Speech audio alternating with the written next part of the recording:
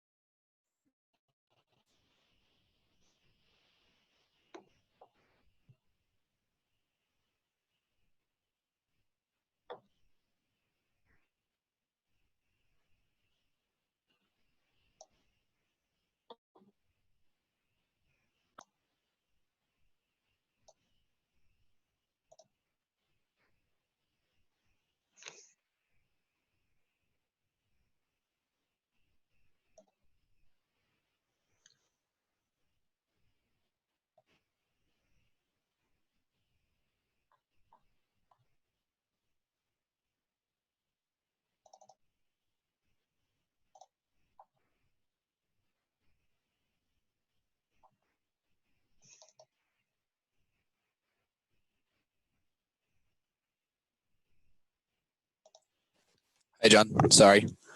Right, Kieran? Yeah, pretty good. How are you? Yeah, good, good. Cool. So you joining us tonight? Yeah, definitely. Cool. Yeah, so we're not going. Oh, yeah, I'll explain it with the others. But we're not doing the whole program because it's something that you can't really fill in 1 hour. It's going to probably take 4 days. So I'm just going to do essentially a little chunk of what we should be working on in the district, and then having a Q&A afterwards, just to get some idea of what people want to find out, or where people are struggling, or where they need assistance. So, Yep, cool. So I'm going to let a few people in because they're all waiting.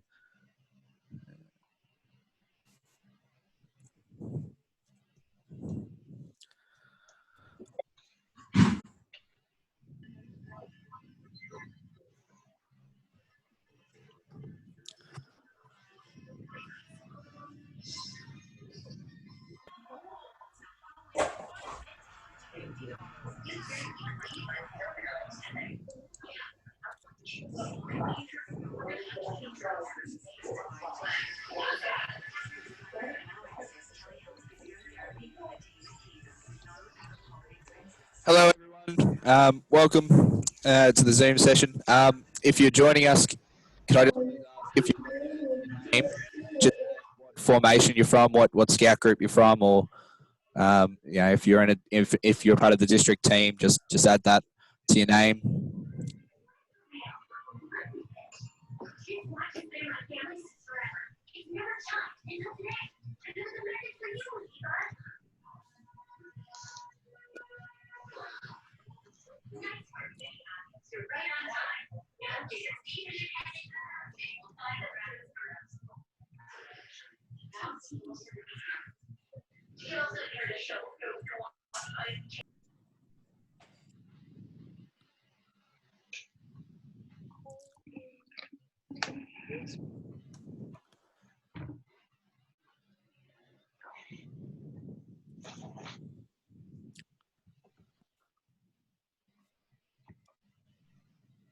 Hi, Kieran. G'day, how's it going? Good. That's good to hear. How's everyone else?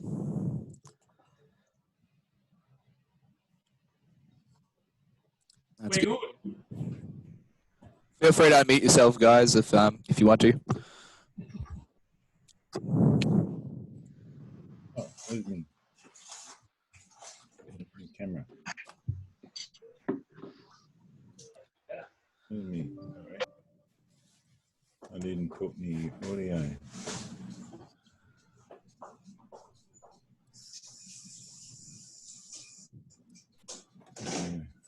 It's great to see we've actually got a fair chunk of people. I only thought there'd be one or two people hopping in, but it looks like we've got a few people from around Knox district and around the region. What's really good to see. Even Claire Edmondson. Oh, okay. Kieran, People. a quick one. Your microphone is quite gainy and poppy. No, you want to move it away from your mouth. It's kind of distorted. Pay TV. Better? Yeah, that's a lot better. Νομίζω Pay TV ήταν. You're telling me. Γιατί έχει ένα μητάκι προς τα έξω.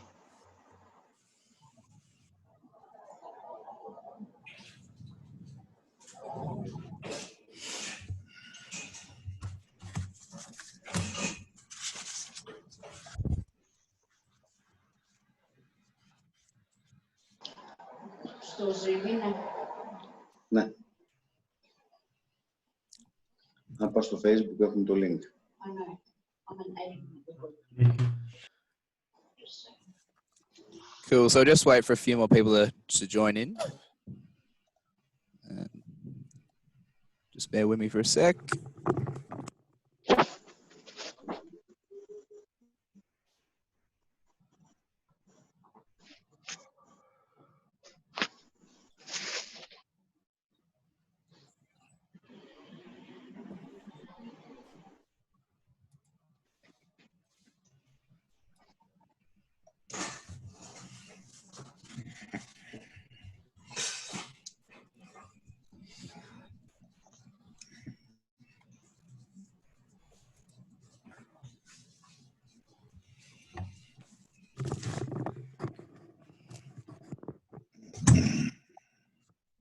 Pay water είναι προς τα εκεί. Προς τον Knox. Πού διάλογο η θάλασσα προς τα εκεί. Bayswater is not a beach. Αλήθεια. Bays, κόλπος, a bay. Bayswater does not have a beach. All right, we've got a few people still hopping along. Another minute and we'll start off.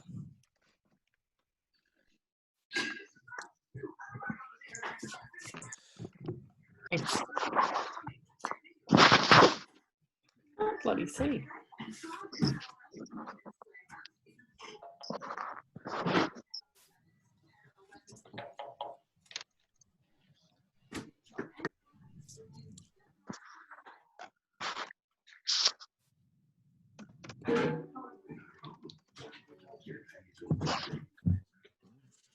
Open.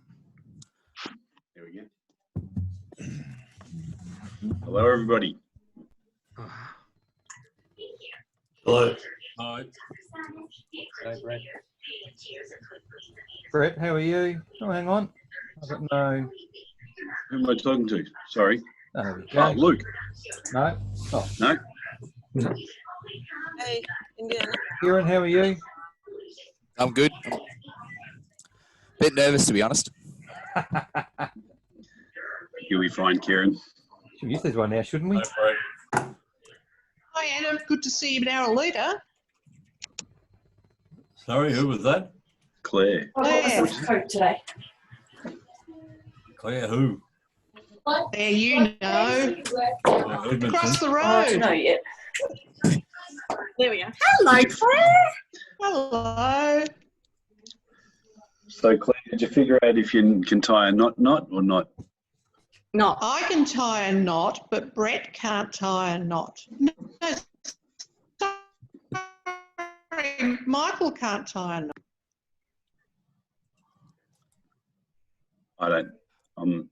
I'm not sure. We're playing games, are we? Yes, we are, Michael. Very much so. Well, I'm not. No, I'm not sure.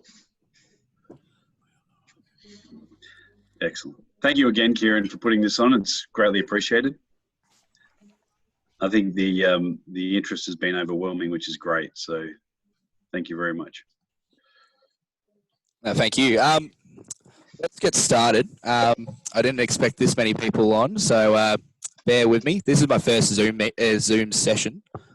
Just first off, can everyone hear me? Get a thumbs up. Cool, I'm all clear. That's good. Awesome. So for those who are joining us outside of the City of Knox district, I just want to explain a bit. I'm not from the program team, or I'm not here on behalf of anyone. This is really just for something that the City of Knox district are just doing as just a bit of a helping hand, okay? So we're not going to cover off the whole program, because quite literally the whole program is bloody huge. It's a lot of work. So we're not going to do that in one hour session. I'm just going to sort of go over essentially two parts, and that's essentially unit councils and milestones. Something that we can actively achieve in the city of Knox together, able to deliver to our young people. So if we can work on these two targets, which is unit councils, over the next few months, we'll be championing the program. We'll be championing it. Cool. The second part of this Zoom meeting will actually be asking you guys the questions, or asking some of us subject matter experts that we have here tonight. And if you guys need help, finding out where you guys need that help from, and then be able to show you guys, okay? So let's get started. I've got a little slideshow. So can I just ask everyone just go on mute for the moment?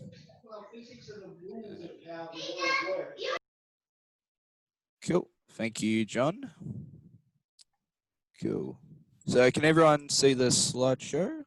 Can I get a thumbs up if you see the slideshow? Awesome. Cool. So ladies and gentlemen, welcome to the journey. We are providing one program. Doesn't matter where you start in scouting. Doesn't matter if you start as a Rover Scout or a Joey Scout. You're participating in one program. So we're not five individual different programs. We are one program in five developmental stages in a 20-year personal growth cycle. Okay. So for those who don't know me, my name is Kieran, and I'm an assistant Cub Scout leader from 2nd 3rd Bayswater Cub Scout unit. So you may have noticed where it says instead of Cub Scout pack, we are now Cub Scout unit. If you're a part, doesn't matter if you're a Joey Scout mob, you are now a Joey Scout unit. Doesn't matter if you're a Rover crew, you're a Rover unit. So if you're not transitioned to the word unit, now's the time, ladies and gentlemen. Start changing your emails, start changing your documents, doesn't have to be tonight, but start working on it. Whenever you see the old prefix where you have Joey Mob, change it to Joey Unit. So that's the one little thing you can help do as a part of the transition.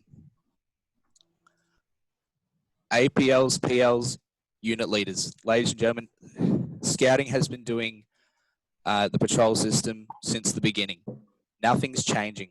What we're doing is just simplifying the terminology as one program. So it doesn't matter if you're Joey Scout, you'll still be essentially performing the same names. So there's no sixers and seconders anymore. There is patrol leaders and assistant patrol leaders. If your formation or unit is quite a large one, you may choose to have a unit leader. So do we have any scout leaders in the room? If I can see people. Yeah. So we've got a few scout leaders here. So we've got Stan there. If you have a troop leader is a unit leader. Okay. So really, we're just pronouncing the same terminology. So it doesn't matter if you're Joey Scout, you'll understand Rover operates from a leadership structure. Okay. Unit councils. So what I've noticed in the city of Knox is there's some groups that operate section councils really well, and then some groups don't perform them at all. It's really important to have a section council. In this program, we call them the unit council. It's just a different name. So really, you should be running a unit council, probably a month to every second month. Really loud. Take that out then. No. So every second. For example, what you should be doing in your unit councils is essentially providing opportunities for your young people or your youth members to actually be developing their own program. Let them take a hold of their program and be able to learn from it. So don't provide them a program. Let them run it for themselves. For example, a unit council at a Joey level can be quite hard. So the leader, your job is to facilitate and sort of review the program, but also allow them, the Joeys, to have that opportunity to actually go, yeah, I want to do these type of activities. I want to do the big slide. I want to do knots. I want to do craft. Let them discuss and help facilitate that for a wide range of the program, if that makes sense. So our main topic for tonight is going to be about milestones. So milestones, for example, I'll just get a photo of it. Milestones is replacing these badges on the screen. So your boomerangs, your Pioneer, Explorer, Adventurer level cords. So there's no cords happening in the Scout section anymore. It's going to be replaced with milestones. Your Venture Award, your St. George Awards. Essentially, it doesn't matter what part of what section you are. It's really, we're just transitioning to a milestone system, which essentially is the same thing. However, instead of having an old book, having a book that says you've got to do a whole bunch of things that usually is a bit outdated before the book gets to print, because like if you see my book, it's pretty outdated compared to it is now in 2020. So what we're doing is essentially an open resource where you as a leader can add into it, if that makes sense. We're not expecting every person to do the exact same thing. We don't expect every section to do the exact same thing either. So milestones are the recognition of Scouts' active involvement in a diverse program and the development of their leadership skills through experience. A well-planned program will help make this a reality. It starts with an engaging a mix of challenge areas, and also requires a sharing of assisting, leading opportunities. Milestones will involve scouts participating in a range of activities. Range of activities normally over 6 to 12 month periods. This will include all the challenge areas on the roles participating, assistant, leading. Jenna, if you're there, did you want to add to that as well?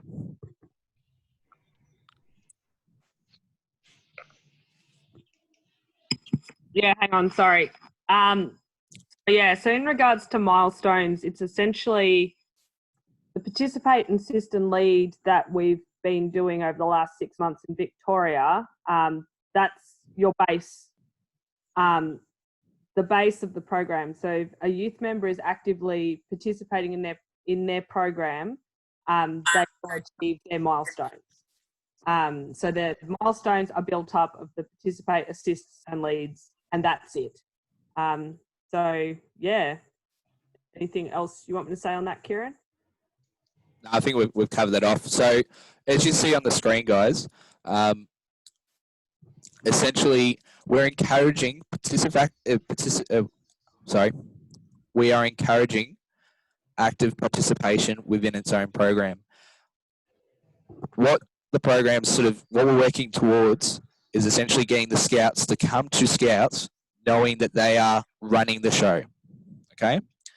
Doesn't matter if you're attending that night or if you're leading that night, you're being recognized with something. And I'm not talking about badges every night, but for instance, at a milestone level, you've got to essentially achieve a whole bunch of nights of just actually attending scout nights, your hall nights.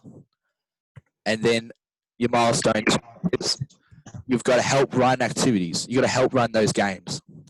And then your third milestone, actually running an activity or a large-scale event or a camp, depending on your age-specific area.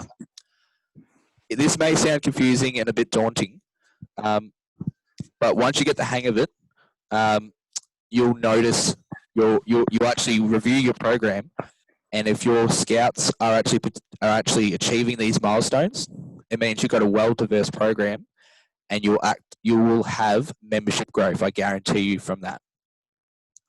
So, I'm just going to read some comments. Where's the chat? Okay. Sorry, I'm just having some Zoom problems. So, after I show this PowerPoint, I'm going to show you guys some resources to better understand these sort of milestones and unit councils. So all the resources I'll show you at the end, and where to get them from. Cool. So, for example, your milestones. I've made a bit of a scenario. So I'm just going to use the Scout section as the sort of core section. Feel free to imagine this type of activity at a Joey. If you're a Joey Scout leader, pretend this is a example for a Joey Scout unit. Okay. If you're a Rover Scout listening, treat this as Rovers doing it. Mix it up. Completely up to you. So I'm just thinking about the Scout section. James is working towards his lead for his milestone 2. During the first night, his patrol of probably 4 to 6 members are running a first aid scenario training. But the actual activity, patrol activity, will actually be run over 2 nights. So one night will be at the hall, same as it always has been, running your first aid, your first aid nights. Run it at the hall, but the only difference is the scout leader is not running the night. The 14-year-old scout is. So James Smith is overseeing that night, and the scout leaders are supporting that scout in running the night. So you're going to have 2 nights. It's first aid scenario training. The first night's about learning the skills that they need. Then the second night is experiencing a event and utilizing their new skills. In terms of participate, assist, and lead, you're going to have scouts participating on what James is bringing to the table, bringing to the night. But the rest of this patrol is helping him. We're not expecting James to run the whole night like he's a scout leader. His patrol is going to help him out. So, for instance, the first night, the warm-up game, Kyle, who's age 12, he's just linked up from Cubs. He's going to run the first game of the night. He's going to get the warm-up session going. On the record keeping, Kyle will receive an assist in that night. So James needs to oversee both nights. The role of the section leader is to make sure he is prepared with a full agenda for both nights. Leaders allow James to learn from his mistakes along the way. The other task leaders have to do is support James by ensuring correct first aid techniques are being used. Don't expect a 14-year-old to be able to deliver that type of training.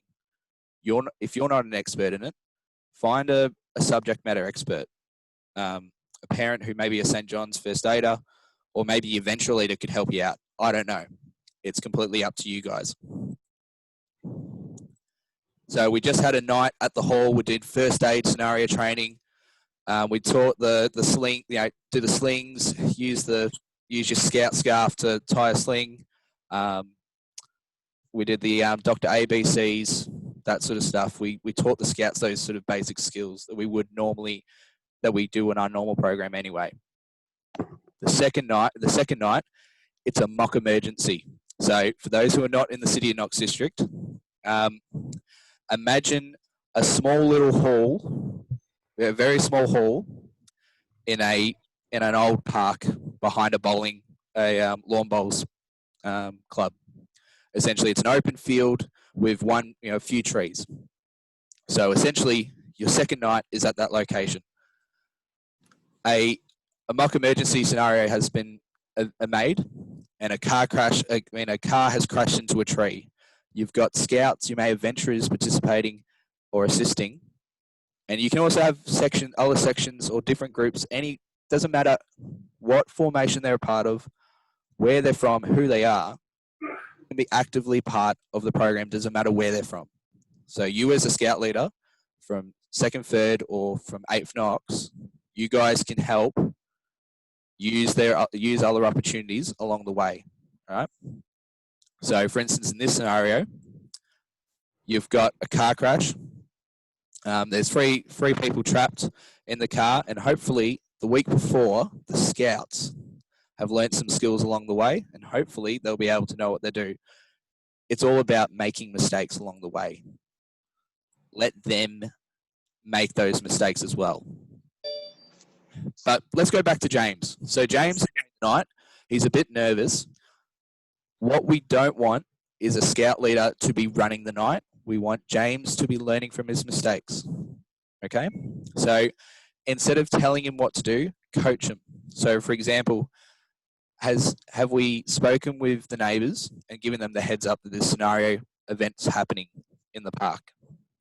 Have we done a basic scout safe risk assessment?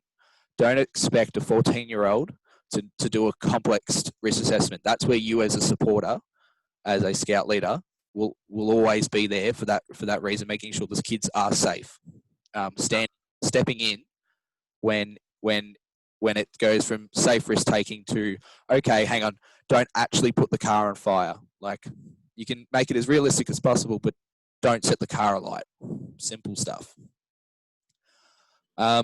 What type of props are needed? Are the scouts engaged the whole night?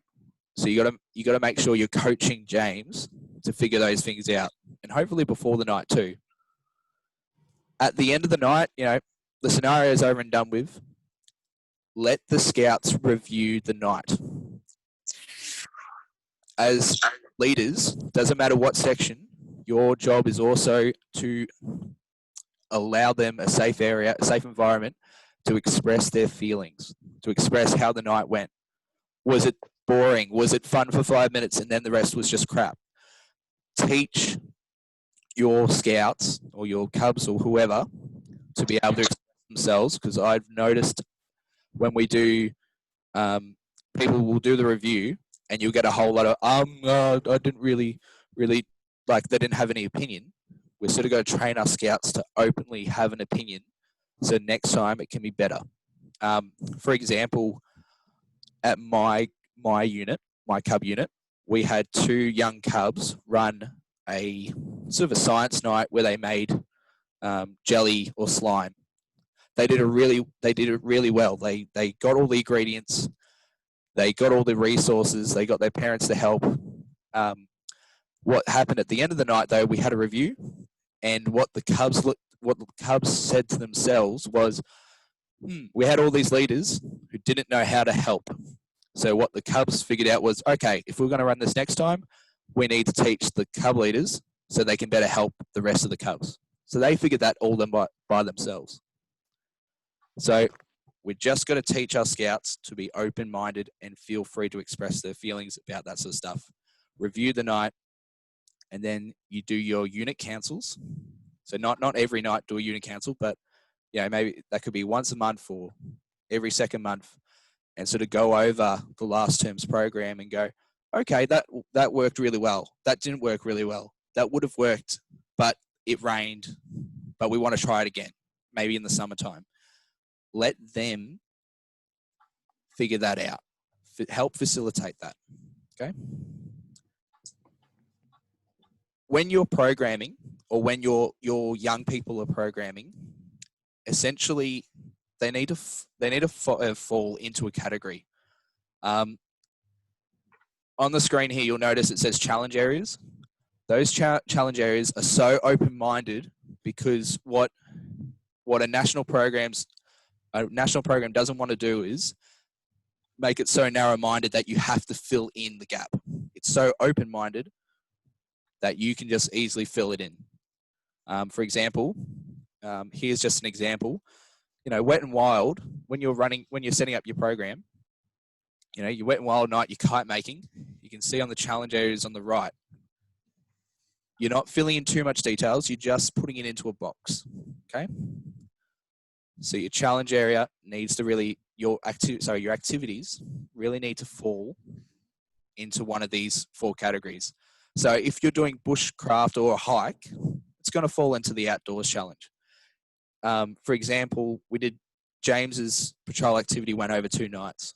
So the first night would have been personal growth because every scout was learning a new skill, and then themselves they were growing as individuals. But the second night was them actually using their skills in action in a community setting. So it'd be a community challenge. It's not meant to be complex. It's really just filling in, just looking at these, you're looking at your program and just filling that in. Cool. So did that make any sense?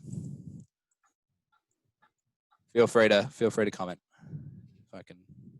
That's great. Really cool. Really good. So if that makes sense. So ladies and gentlemen, that's just a little bit of the program. Jenna, did you want to add in anything? Not at this stage. Do you want me to answer? There's been 2 questions pop up in the chat. Yeah. Do you want to answer them? Yes, please. Okay. So for anyone who didn't see, Erica has just asked, does that mean if you turn up, you get the first? Essentially, we use the term active participation. So if a youth member shows up and is taking part in that game, taking part in that activity, then essentially they will end up getting their first milestone just by participating in the program and taking on some leadership opportunities when they happen. And then the other question was from Luke, and it was about do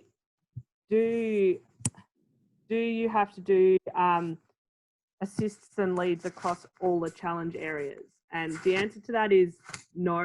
So participation is across all 4 challenge areas. Assist and lead is across the challenge areas of the youth members' choice. However, yeah, so it just depends on how many that they have to do depending on what section they're in. So yeah, that's the easiest way to answer it.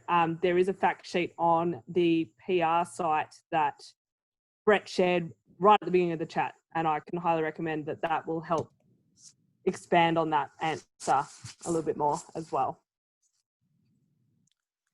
Cool. Thank you for that. So I just wanted to show you guys just a bit of the program. So the milestones, that's where I want you guys to work on, okay? So if you guys can work on the milestones when you guys go back to your units, I think school holidays are just starting.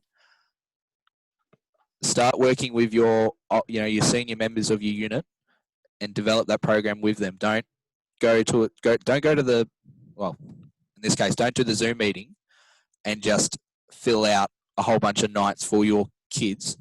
Let them express what they want to do and let them lead it, okay? Now, where do I get all these resources? Where do we find all this stuff? So I'm going to share a bit. I'm going to share the Holy Bible, okay? So, Scouts Victoria website, all right? What you're looking for is on the top right, our program, okay? So our program has all the details, including how to run, a troop council. For instance, a troop council is quite literally the same as the unit council, okay? It has a whole bunch of videos to explain parts of the program, including the milestones. So if you wanted to watch something a bit more professional than the handsome bloke talking at the moment, feel free to go through those videos. It also shows you the focuses of where Scouts Victoria is trying to head to as well in terms of the program. So we've got a different strategy depending on each branch, which branch you're a part of. So Victoria has a different strategy to New South Wales. The resources are all there for you. If you want to figure out how to do record keeping, the record keeping stuff's all there. If you want to find out about the program essentials, it's all there ready to go. You'll also find in a couple few weeks, or even I think in a month's time, Jen will probably know more than I would, we're going to be releasing an app. And that program app will essentially allow you to essentially, instead of having the yellow or green book, you'll be able to have an electronic version of it, and they can have that all the way through their scanning career. So it's all there on the Scouts Victoria website under our program. And if you think there's not enough resources there, if I can get to it, pr.scouts.com.au has quite literally all the resources available. So it's all there. There's nothing to hide. It's all there ready to go. For example, like weekly program ideas, adventure pathways, all the PDFs you could imagine is all there. It's all there ready to go. Cool. So that's really all I've got to cover for tonight. Now, what I'm going to do is we're going to open the floor. Now, I just ask if you want to say something, just unmute yourself, ask the question, and then once you're done, just mute yourself again, okay? So, has anyone got any questions? Let's go with milestones. Has anyone got anything? Is anyone confused about milestones? So you're saying that now there's, because I'm involved in the Scout section, that's taking over the Pioneer, Explorer and Adventurer cords, or taking over the actual Pioneer and that badge? Yeah, so exactly. Essentially, your Pioneer, Explorer, Adventurer levels, that's going to be really the milestone equivalent. So is there going to be a Scout medallion and that? Oh yeah, absolutely. So there's a Peak Award, and the Peak Award hasn't changed. So the names of the award system hasn't changed. So there still is a Grey Wolf. There's still a Scout medallion. There's still a Queen Scout. There still is a BPSA. It's still there. What it is though is the framework is the same for all sections, It just progressively gets more challenging as the individual gets older. What will be the qualification for Jamboree? Like it used to be the Pioneer. What will that be now? So there's actually a mix of that. There's actually a document out there. It's actually more to do with. I was going to say milestones plus some outdoor adventure skill core components. So if we go to, I'll just show where the outdoor adventure skills are. Bear with me 2 secs. Actually, I should share my screen. So, for example, we've got. I'm not going to go through the outdoor adventure skills tonight because there's so much to go through with this new program. But essentially, there's the core components to the outdoor adventure skills, and that's bushcraft, camping, and bushwalking, scoutcraft, and camping. And where a scout needs to actually obtain a certain level to go to those major events. For those who are wondering about what about the Scoutcraft badge, or what about the Venturous Skills badge, or the Cub Leadership Course badge, that's going to go and become, where is it? That will become essentially 2 components when they first start up in scouting. So they will become, where is it? It essentially, they'll do two components. There will be introduction to scouting, and then section specific skills, or introduction to section. So if you start up as a Joey Scout and you do the intro to scouting, you won't ever have to do that again. Okay, that's you've done that, and then each time you move up in link, you will essentially do the introduction to sections, and that's its own badge as well. So that's essentially where they first start off. I'm just trying to find there you go. So if you guys can see my screen, hopefully you guys can see my screen. The core areas. So for instance, if you're a scout wanting to go to AJ 2022, which hopefully everyone's going to AJ 2022, a scout needs to be able to attain the core areas. So camping, bushwalking, and bushcraft, all right? I think for a scout to attend, it's a level 3 or level 4 in those areas. Don't worry about the specific areas here, just the core areas. And essentially, those are the stuff that you would be doing on your Pioneer badge in the first place. It's just been moved over to the outdoor adventure skills. Jenna, did you want to add anything to that? In regards to what people need for Jamboree? Yeah, let's go with that. Yeah, so essentially it's going to be the equivalent of what they need now. It's just within either within the core areas of camping and bushcraft, with the OAS and certain milestone requirements as well. They will come out. That's probably maybe something we should bring up next week, Kieran, at our meeting. Yes, yeah, absolutely. Cool. Does anyone else, does that cover your question, Stan? Oh, sorry, it wasn't Stan, it was who asked that last question? Oh, Andrew. Yeah, mate. Yeah, thank you. Yes. Cool. Awesome. Does anyone else have any questions? Was anyone confused? Yeah, I can have. Yep, that's right. It's Michael here, First Knoxfield. We're looking for some advice on how to start transitioning into the new system. So all of our scouts are still on the old system. Yep. And is this a cold turkey type scenario, or do we start from earlier sections and move up? So if you're in the scout section, for example, if you're running troop councils, just keep running your troop councils. That's one part of it. In terms of the badge work system, it's now like in terms of the badge work system, start introducing the milestones. That's my suggestion, my personal suggestion.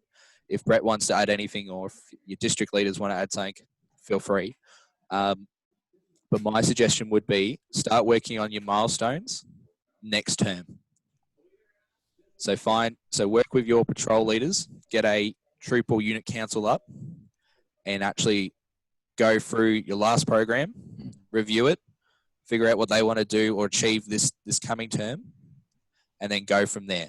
That's really the first thing I would suggest to be doing instead of the scout leaders coming together and setting up a program. It should be the scouts setting their own program up and you supporting, if that makes sense. Does that cover your question, or is there something more specific you'd like? I was probably more thinking about the milestone badges transitioning from the old badges to the new badges, the old record book to the new record book. Okay. So if you don't have access, so I don't know where we are at in terms of record keeping, but essentially until the app, and someone feel free to jump in. Yeah. So, sorry, Kieran. I think the app's coming out next month in July. It's mid-July. Mid-July. I spoke with Diana Swift at the SLDT meeting on Saturday. So sort of next term, once we return to face-to-face after July 13th, the transition will be between then and to have everybody on the new program by AJ 2022. That's the deadline. So we've got an 18-month transition, starting with the milestones that Kieran and Jenna pointed out tonight. So that's sort of the rule of thumb. How you transition that is up to you and the individual Cub Scout or youth member. Well, I guess if you had a scout now that was basically almost done their green cord, you would keep that until they finish, wouldn't you? I would, yes. Yeah, definitely. Yep. It's really about working with, it's a tailored individual program.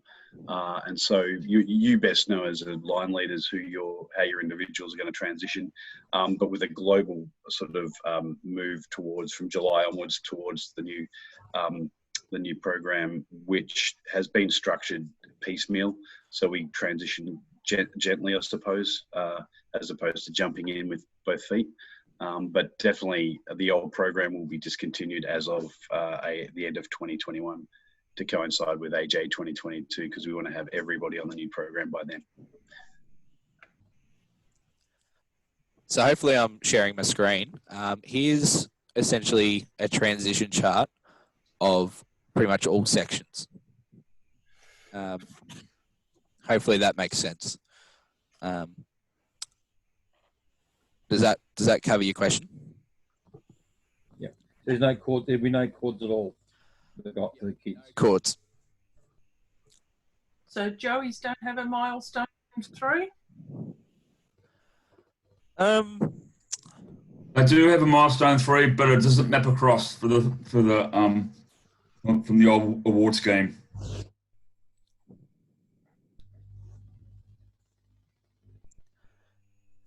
I have a question. Hi, it's Alex. I don't know if you can see me. I'll turn my light on. I have a question about the app.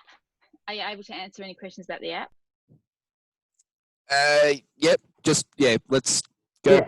And we'll see how we go. Okay, so I am currently a scout leader, and what I found in my troop is that the kids who are coming up from grade 5, grade 6 tend to not have phones, so would need a paper copy.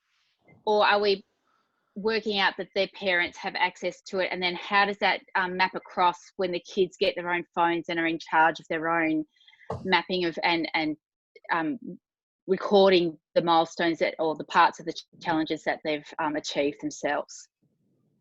Okay. I was about to say, Kieran, I can answer a little bit on that if you want. Awesome.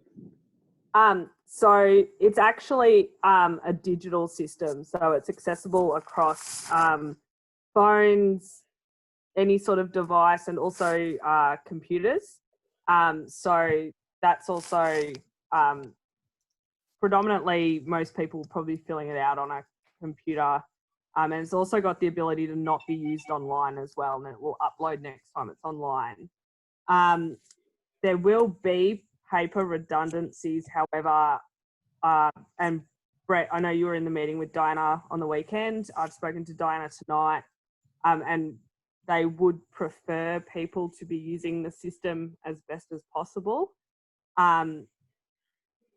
Whether that means that we have to look at, people getting, donations of iPads and that to groups, I think that's for other people to work out. But yeah, so there will still be redundancies. However, it really does need to go onto the system if possible, but it's more than just having to have a phone to be able to use it. Okay, so I guess my question is around who keeps the records.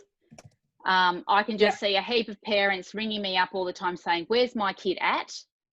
Because the kids have got no record of their own, or their parents have to have that record. They have to have their own logins or whatever it is. And then how does that transfer across when, my kids are now in year 7 and year 8, and they're supposed to be being able to map that themselves and record that themselves. And then how does that work, going from a parent having control to the kid having control? So it's designed so that there is a login, and also leaders, RCs, DCs, whoever, group leaders and that will also have different levels of being able to see where everybody is at within the system. So there's also that redundancy built into it. So they can pull up reports where everyone's at. So I don't know where they're at with parent login versus youth member login at this stage. It was still being discussed the last I heard, which was about a week ago. I know they are working on it. But once it's essentially attached to that person's profile, no matter who's logging, who's got the permission to that profile. So it will always carry through with them, whether it switches over or not, as to who can see and who can actually edit what's on there. If that helps a little bit. And it also crosses over from section to section. So the data will be there. If your kid's starting this year in Joey's, that data will be there in 20 years' time. I guess I can see how that's going to work, and I think that's awesome. I'm just I can just see that kids are going to say, where am I at? I don't know what I've done. The kids aren't able to the younger kids aren't going to be able to log into it themselves. And we do want the kids to be able to manage it themselves and know where they're at themselves. But I'm just curious about how you see that working. You might not have the answer to it yet either. Appreciate that. Yeah, that's a good point, Alex. I think there's going to be a lot of questions as we transition across the Victoria, but certainly across our region. And we're fortunate enough to have 2 of the groundbreaker groups within our region, Heathmont and First Maroondah. So they're always willing to share their experiences, good, bad, or otherwise. I was just going to say, Kieran and Jenna, it'd be probably worthwhile if we set up on the Mount Dandy Facebook page, like a Q&A, maybe as a sideline page, I think you can have some separate pages built off the main page for questions and things that maybe we can get answers for you as we transition through. I think as a region, and certainly our districts, we want to support each other because it's a major change. It's probably the biggest change we've seen in the scouting program since the early 70s. So I think there's going to be some that move quickly. There's going to be some that move more cautiously, but we all have to be done on this journey and beyond the new program by the end of next year. So I think as a region, we want to support, and I really appreciate Kieran and Jenna putting this together to help share this. And we can have a series of these district, region, it seems to be more of a region meeting now than a district, which is cool, and share that and set up. I know in Knox we've set up some program ambassadors that are there to help support other groups outside their own that maybe, or sections within groups that may be struggling a little bit. So does everybody see that as a positive idea? And we've also then obviously got the horizontal support mainly from our program team, which is our region commissioners and district section leaders. So I was speaking with the State Commissioner for Program Implementation, so John Kerr. So he's advised, I think it's a great idea, Brett, that we should have essentially our own feedback and our own little chat group on Facebook or on another platform. If you guys want formal help, like you as a scout leader going, I am struggling, I need help, my district leaders are not helping me, I don't know what to do. If you want a formal correspondence from Scouts Victoria, npi@scoutsvictoria.com.au. That's got about 30 subject matter experts ready to go to reply to your email. It may take a few days, but they'll come up and go, have you tried this? Have you used this sort of scenario? Have you tried taking your kids to air activities? Have you tried? They will come back with you and give you guys heaps of ideas, wherever you need in terms of running and supporting the program. They'll be able to help you. If you do want to send a mess or an email after tonight's meeting, you can also refer to Knox district meeting, and the team's ready to answer any questions from tonight as well. So they're fully aware about tonight happening. So that's npi@scoutsvictoria.com.au. I can also add that to the Facebook group and the event chat later on. Cool. Does anyone have any other questions moving on? Karen, just some information. I was given a language booklet from our group leader, Fiona, and it's actually quite informative about what we're to say and how we're to say it. Okay, and it's actually got in it that there is an Australian Scout Medallion Award, but it's actually called an Australian Scout Award. It's not the ASM anymore. That's because, Mark, that Victoria's the only one who actually presents the medallion, I got told.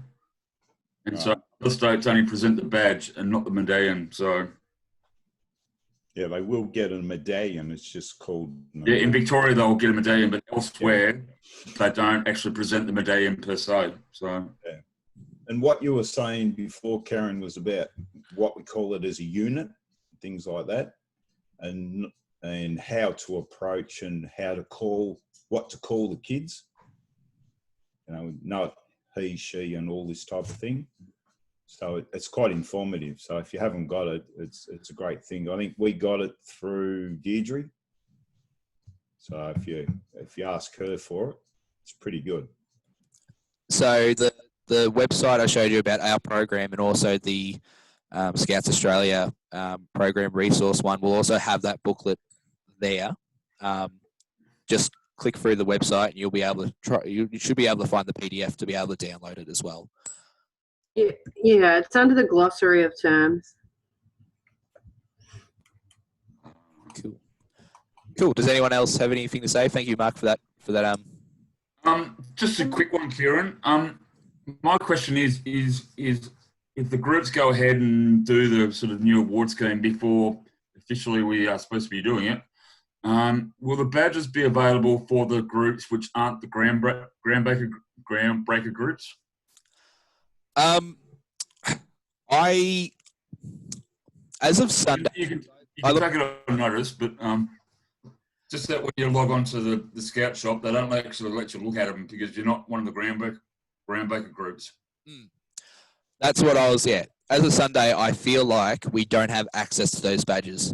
So my suggestion is use up all your stock. So if you have a badge box, keep presenting those badges until the others come available. I have a feeling that access to the Scout shop should be available in the next coming few weeks. And if it isn't, then we all go, hey, Branch, why aren't you letting us? We need our badges. And we'll... Kieran, I can yeah. Yeah. So I can confirm that, Kieran, that the Scout shop program handbooks and everything will be available for all Victorians as of the 20th of July. I was talking about the actual badges, Brett. Yeah, I think that might be included in that, Tim. Okay. And including the beige one as well. Thank you. No, not a 60 badge. What I was going to say, I forgot. You can actually buy the program book and the paper youth record book at the moment The Cub and Joe one has sold out currently. I bought the Scout one yesterday, and I know my DC is buying for the district leaders the program book. So, so they're available. But and the other thing I was just going to say was I wouldn't overthink the app too much. I sort of, for the younger sections, I sort of figure it's a bit like Scout Central.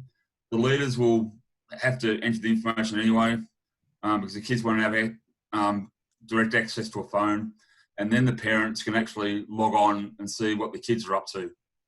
And also, I was just thinking maybe for the milestones, when you've got a participate assistant lead, sometimes it might be a bit of work, might not be, but having a visual medium at your hall, like with a poster to say, this is what the kids have done, instead of all having to go look on their app or whatever, or the leader having to look.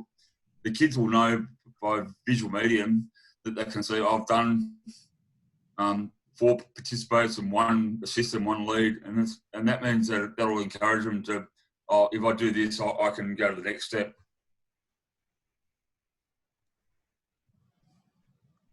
Yeah, cool. Yeah, so essentially, yeah, essentially what the program is really providing a platform, and for you guys as a group, and also when I say group, the group life is really important. So you're all one part of one group. You just provide different age-specific activities.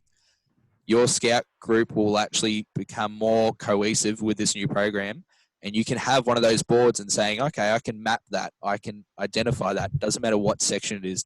You don't have to have 5 posters. You can have one big poster and be able to go, yep, I can map that. I can identify that. Cool. Thanks, Tim, for that. Has anyone else got anything, any queries, any? I have a question. Yep. I can understand how this works for the younger sections, but I don't understand anything about the Ventura section. Like, how did the milestones work for us? Well, actually, I find it actually could be a lot easier for you guys. It's actually something you guys are already doing. First of all, hi, David Bossum, I see you. For your Ventures, okay, so Ventures, you guys run your own, you guys are a self-governing unit, okay? You're at that age where you guys are young adults and you guys decide on what you guys want to do. Every night, a Ventura runs. Hopefully, a Ventura runs. Sorry, who asked that question? Actually, I just want to. Sorry, my name's Alana. Alana, cool. Alana, so for example, I don't know what night you meet, but let's say it's a Friday night. Okay, let's say you're going to go bowling. Okay, let's just say your unit went, okay, we want to do bowling, and then 2 weeks down the track you want to do a bush, like a hike. Okay, so that Friday night has been decided by the unit, and that's what you do anyway as in Ventures. Essentially, the person who runs the night, doesn't matter who it is leading the night. So it's organised, it's booked 2 lanes at the bowling alley, has distributed the information, time, where, when, and how we're going to, who needs to pay. The people who attend are receiving a participate because they're participating in the program. They're participating in your night. Okay. If you're going to run bowling, maybe there won't be too many assists unless, of course, you may have a Scout or a Venturer who's like a pro bowler and who may be teaching the others how to bowl for the first time. You could look at it in that perspective. Does that sort of cover the question, or do you need a little bit more? I think I'm just a bit confused of how it works into our Queen Scout Award, because I'm halfway through it and then I realized that I'm going to have to change some things. So how do I get to that? So Alana, can I give you an example? Yeah. I got my Queen Scout a long time ago. So, but in let's say if you're doing like a Queen Scout expedition, you'll be the leader of that expedition, correct? Yeah. That would be one of your lead activities. So, and also if you're running like an environment project with a couple of members of your unit or whatever, and if your friend's running a Queen Scout hike and you're assisting on that by supporting that other person, you can be seen to be participating, or if you've done a bit more, you can be seen to be assisting the person doing the hike. So it's sort of like, as I said, don't overthink it too much, because what you're doing is you'll be doing it anyway, if that makes sense. And when you're at Queen Scout level, there's lots of leaderships, and also the leadership personal development course. You still do a leadership course for Queen Scout. Personal reflection, that's part of getting the Queen Scout and so forth.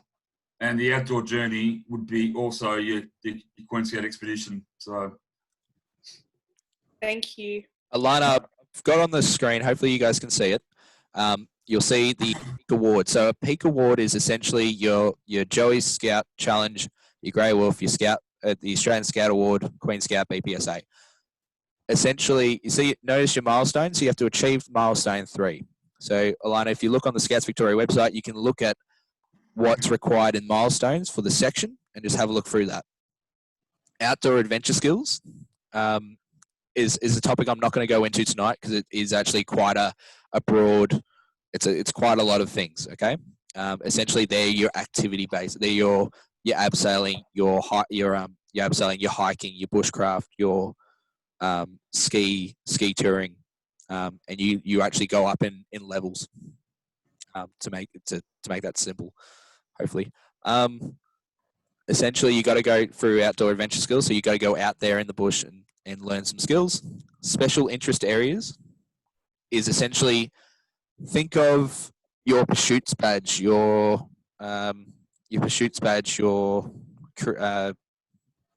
creative badge, all those other ones you have to do in your VA level. Your special interest areas, that's saying that you'll actually pick a goal and actually go for it, following a set of the setting. So there's several areas which you can go for. Jenna, feel free to pop in there. For example, leadership courses and personal development courses. What we've done with this program is this should be accessible. Doesn't matter where you are in Australia. So if you're up in Whoop in Northern Territory, there may not be a leadership course available for you, but you may be able to go to the YMCA camp who is running a special development course. If your unit council approves, you go to that one, and that could be a part of your badge work. You'll notice on the award scheme, you'll notice adventurous journey. So for those who run Grey Wolf hikes, for those who run Green Court expeditions, Queen Scout expeditions, whatever it is, or ramble, the adventurous journey, there is a requirement of how long, but it doesn't have to be hiking. It could be flying to New Zealand. It could be the Joey Scout leading his group of Joeys into the city to go to see the Maya windows at Christmas. They've made it so open that you guys can fill in the gaps, that you guys can customize it to the way you want it. And we're not expecting, for instance, Kieran Younger, I'm pretty fit, but then my brother may be in a wheelchair, right? We're not expecting them to be able to do the exact same hike. So we've tailor-made. You can tailor-make it for their own individual needs, if that's clear for everyone. So in terms of the adventurers and rovers, Alana, a lot of the stuff you're doing so far can be easily mapped. If you look over the Scouts Victoria in the program part, it will actually show mapping and under resources. There will be something there to map over. Here you go. To be able to map over what you've been doing so far. It is there. Yeah, so there's resources available. Just go through, flick. Does that cover your question, Alana? Yes, thank you. Cool. Anyone else? Kieran, I have one. It's Luke from Heaney Park. Okay, Luke. With just on the major awards, it says that the youth has to achieve milestone 3. If a youth member comes along and they are towards the top age of their section, I'm assuming they don't start at milestone 1. They start at whatever would be appropriate for their age and ability.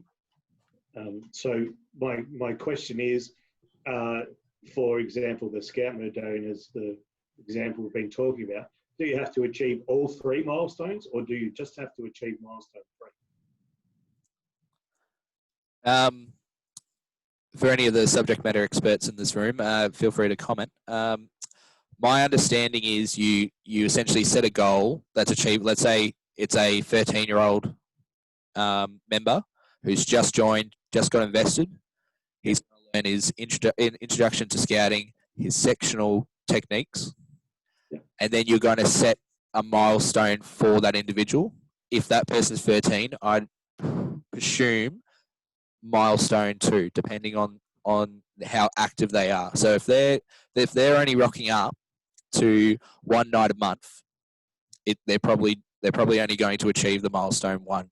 But if they're constantly coming and rocking up to nights, and you got to look at the requirement to achieve the milestone, you actually got to attend like heaps. You actually got to participate. I think I'm just guessing on top of my head, like 20 nights. And if you're only running 40 nights a year, that's a fair amount of participation. Then plus assisting, and then plus leading over those nights. So I'd be setting it at milestone 2, if that makes sense. So yeah, you can change. You can go, all right, don't worry about milestone 1. Go for 2 and 3. Thank you. Cool. Is anyone else?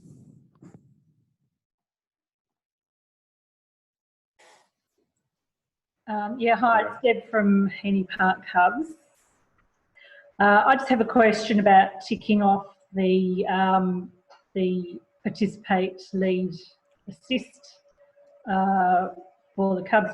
I gather you only tick 1 off each night, but when we have a 6 seconds run night, we usually have 8 or 10 Cubs running 1 activity each, or sometimes jointly.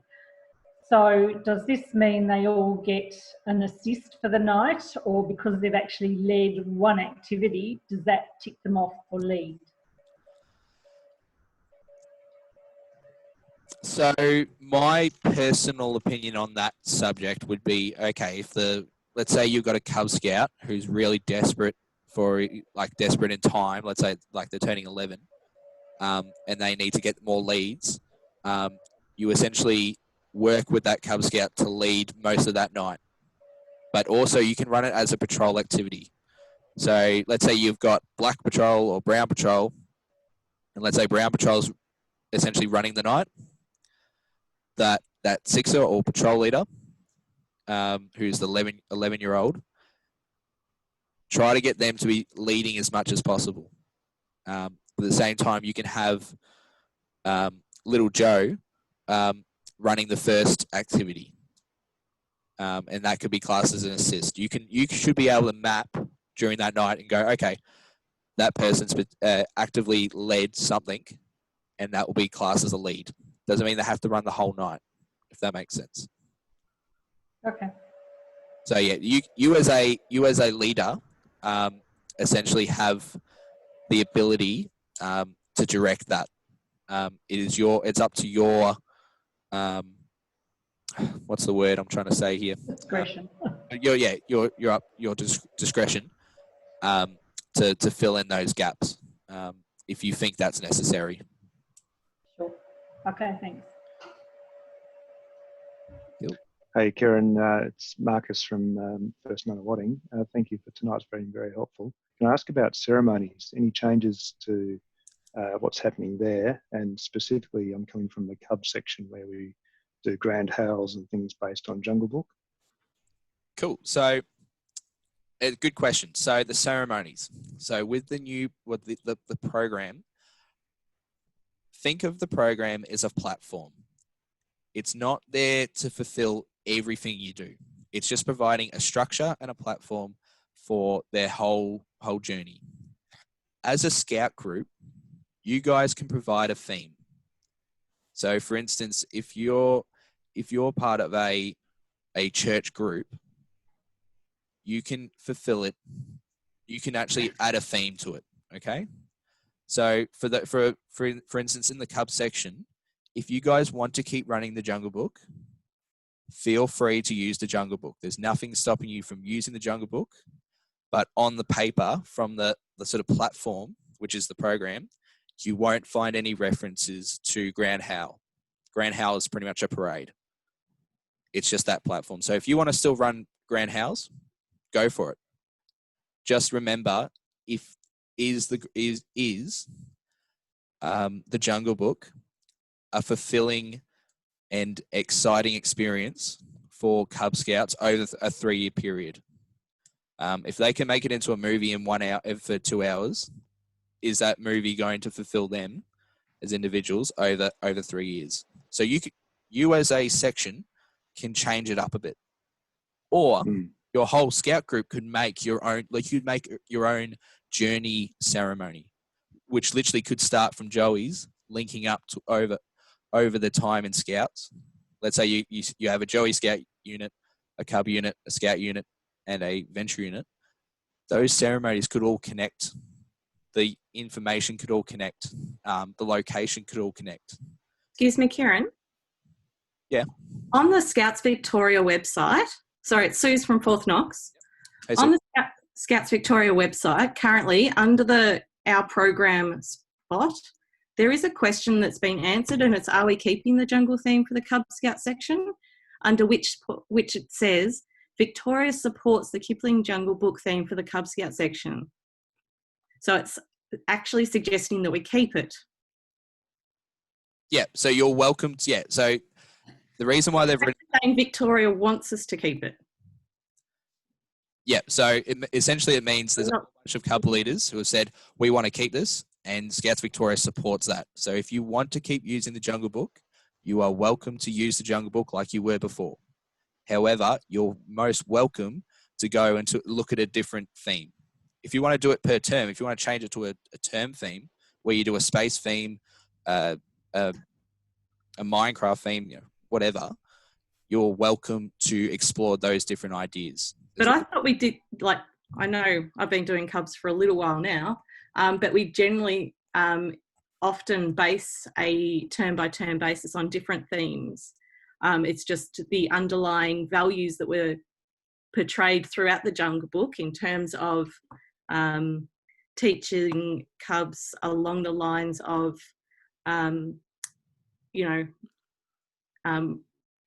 it's not just being an eye, it's about the teamwork and all of that kind of philosophy that was taught throughout the Jungle Book.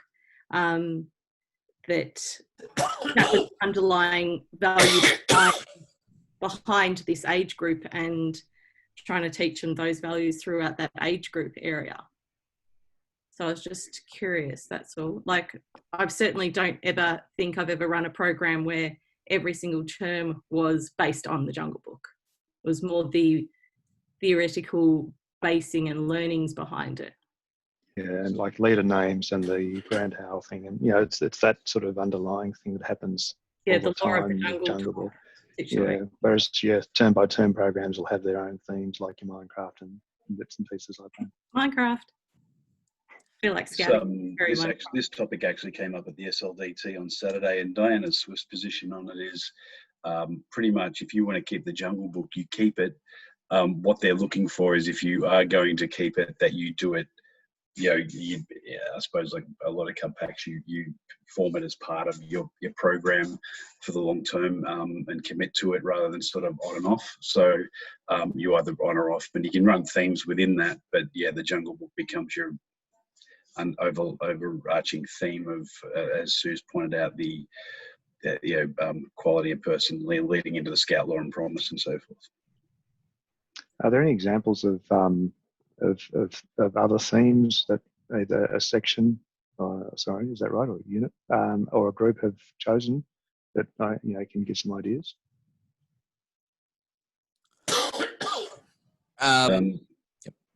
You go, Kieran. Sorry, man. So I'm just gonna move away from the Cubs section for a moment, just because I'm more in Rovers. So Rovers also has a theme behind the section, and that was the knighthood theme. And for those booted or current Rovers, because there's no such thing as an ex-Rover, Rover crews are encouraged to still use the theme hood still use the knighthood as their theme. The ceremonies can be related to the knighthood, okay?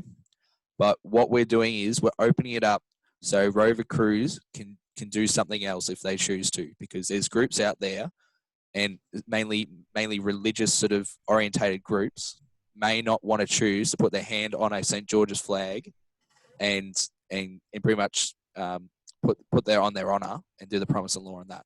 So what we're doing is we're just making sure that people are welcome to use that theme, but they're also allowed to use their own theme if they choose to do so. To answer your question, examples of themes, quite literally, we have Rover crews that use the Shrek theme. So you join up and you're a donkey. You are a donkey, and the aim of the game is you either want to be a Princess Fiona or Shrek, or you could be the really old one and be the dragon.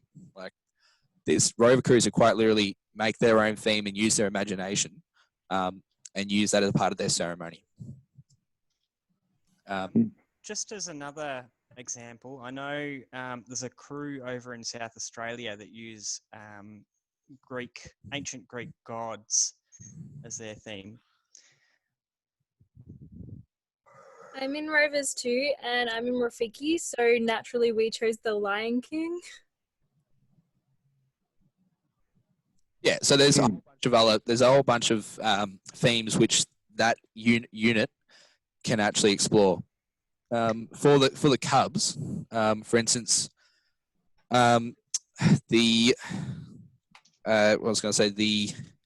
your actual motto is create the path. So you could actually make a theme over creating the path. And that could be an Indiana Jones. Oh, hang on. Maybe Indiana Jones, maybe a little bit too young for them. Maybe Scouts.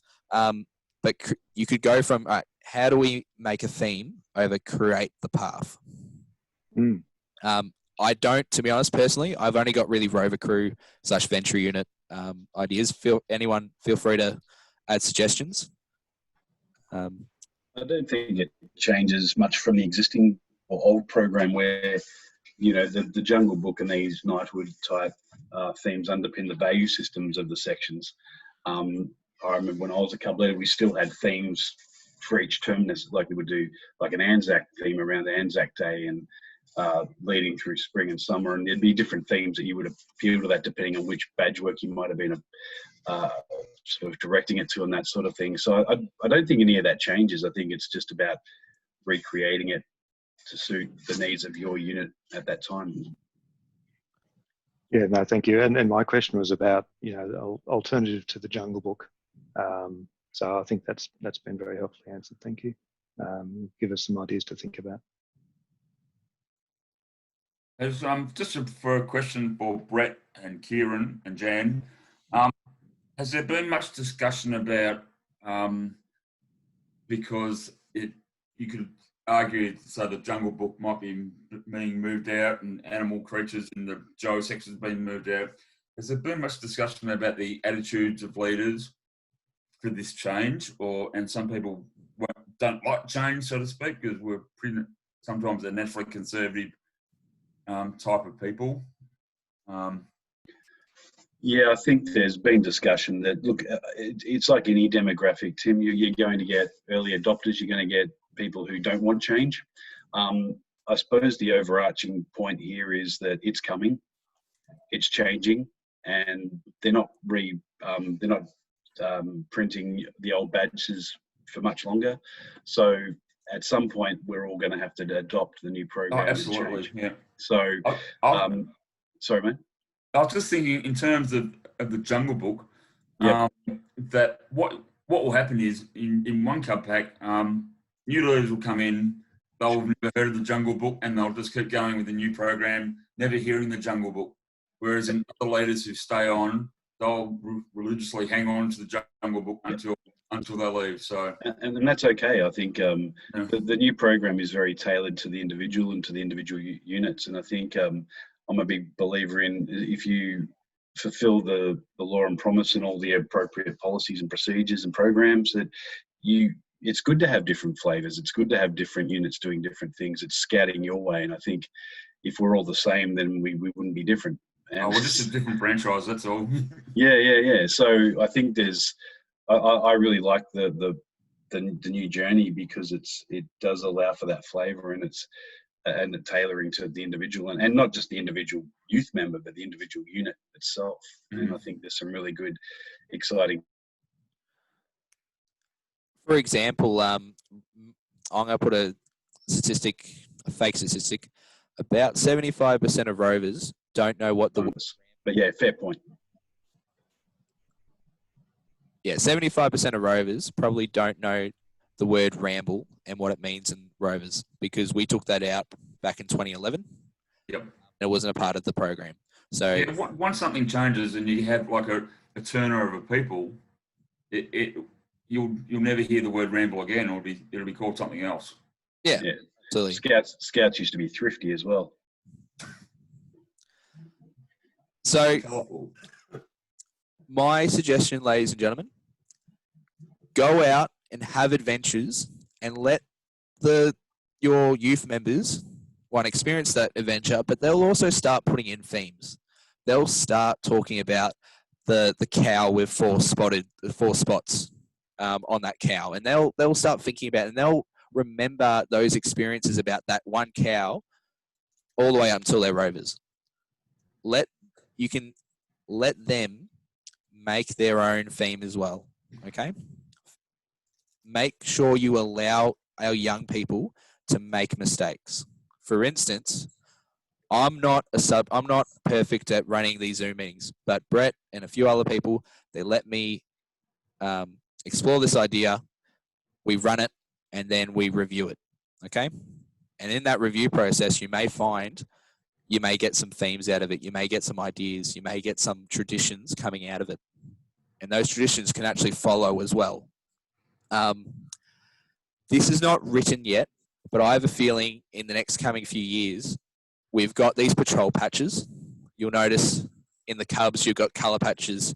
In the Scout section, you've got different animals. I have a feeling later on, when we get a good retention going of kids, they'll actually keep that patrol name. So instead of being Black 6 and then Scorpion Patrol later on, they've already figured out their own patrol name and carry that up through ventures up to rovers. Cool. Does anyone else have anything to say? I know we've been on Zoom for about an hour and a half now, so let's have some final remarks and some final questions. And if anyone wants help further on that's not in this discussion, we've got the IMP email address, but also you've got Brett here, you got myself. Jenna's also would also maybe able to help us out later on. We can also do these sessions later on as well if we want to. So if we're a bit more confused about the milestones and we want to do a catch-up, we can do a catch-up. And also the Facebook idea is really good. Just pop in questions on there in your region page. I think that's a really good idea. And maybe a few could moderate, so to speak.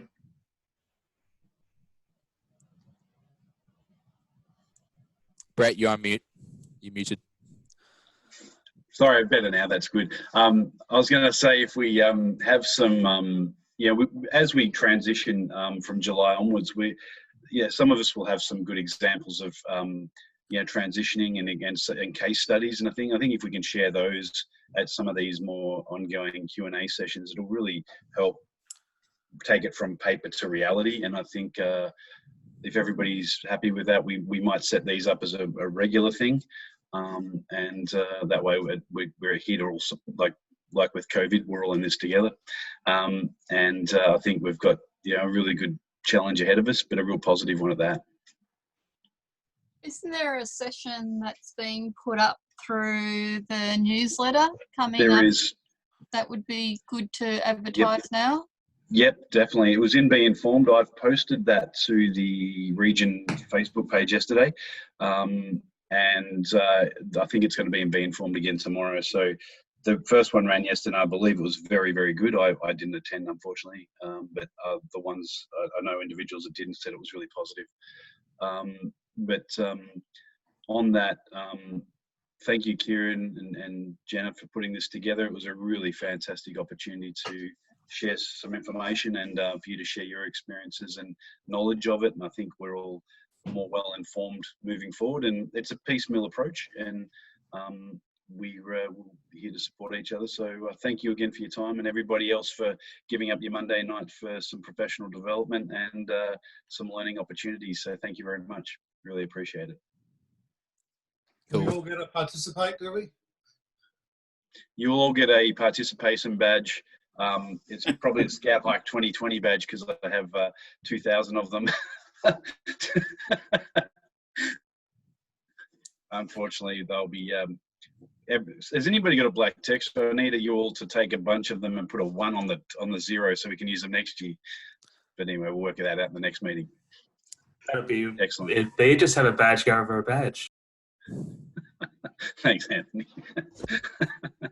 Excellent. All right. Thank you again, everybody. You all be safe, be well, enjoy the holidays, and we look forward to seeing you from ongoing face-to-face, perhaps. Who knows? Just use the same one, Brett, and just confuse everybody. That's all right. Thanks, thanks, Kieran. Well done, Kieran. Very good. Thanks, Kieran. Great job. Thank you. Great job. Thank you. Thanks, buddy. Thanks, Kieran. See you, everyone. Thanks for coming. Thanks, everyone. If Bye. There's one thing tonight: work on your milestones and your unit councils. Get them running, and then we'll work from there. Okay. Thank you. Catch us later.